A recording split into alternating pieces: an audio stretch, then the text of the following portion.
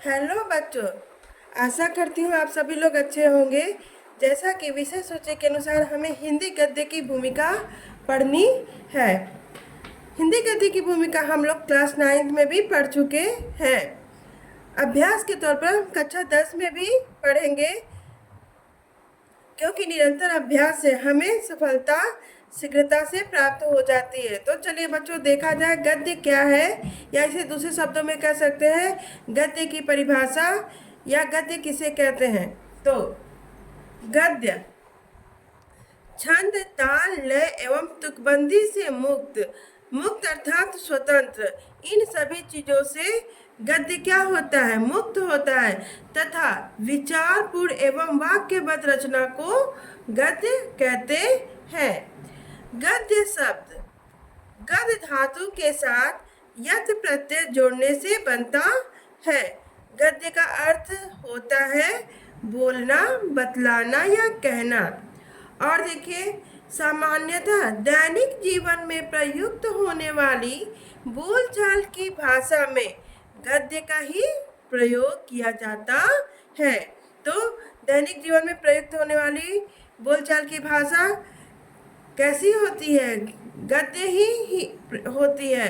अब देखिए, गद्य का लक्ष्य विचार एवं भाव को सहज, सरल एवं सामान्य भाषा में विशेष प्रयोजन सहित संप्रेषित करना है। अब देखिए, ज्ञान विज्ञान से लेकर कथा साहित्य आदि की अभिव्यक्ति का माध्यम तथा साधारण व्यवहार की भाषा गद्य ही है, जिसका प्रयोग सोचने, समझने, वर्णन, विवेचन आदि के लिए होता है। वक्ता अर्थात बोलने वाला जो कुछ सोचता है उसे तत्काल गद्य के रूप में व्यक्त भी कर सकता है।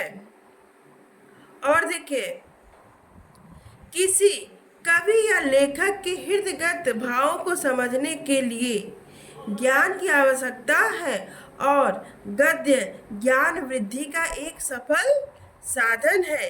इसलिए इतिहास, भूगोल, राजनीति शास्त्र, धर्म, दर्शन, विज्ञान आदि के क्षेत्र में ही नहीं, अपितु नाटक, कथा, साहित्य आदि में भी इसका एक छत्र प्रभाव स्थापित हो गया है।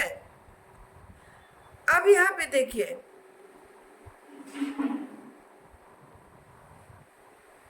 हिंदी गद्य के संबंध में यह धारणा है कि मेरठ और दिल्ली के आसपास बोली जाने वाली खड़ी बोली के साहित्यिक रूप को ही हिंदी गद्य कहा जाता है। लेकिन भाषा विज्ञान की दृष्टि से, किसकी दृष्टि से, भाषा विज्ञान की दृष्टि से ब्रज भाषा, खड़ी बोली, कन्नौजी, हरियाणवी, बुंदेलखंडी, अवधी, बघेली और छत्तीसगढ़ी, इन 8 बोलियों को ही हिंदी गद्य के अंतर्गत सम्मिलित किया गया है।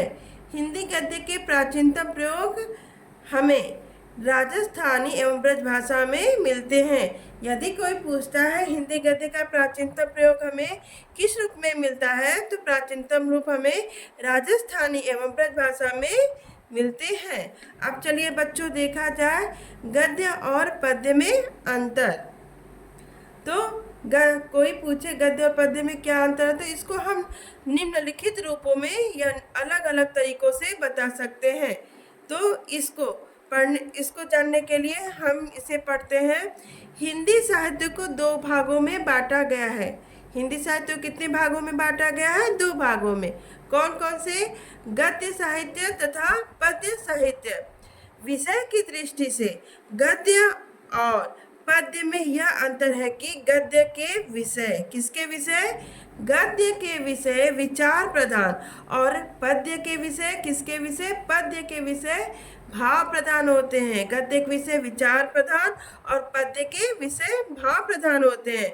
इसी को हम दूसरी भाषाओं के समान इस भाषा के साहित्य में भी पद्य का अवतरण या पद्य का आगमन गद्य के बहुत पहले हुआ है, और पद्य के पद्य में कार्य की अनुभूति, पद्य में कार्य की अनुभूति, उक्ति, वैचित्र्य, संप्रेषणीयता और अलंकार की प्रवृत्ति देखी जाती है, जबकि गद्य में लेखक अपने विचारों को अभिव्यक्त करता है।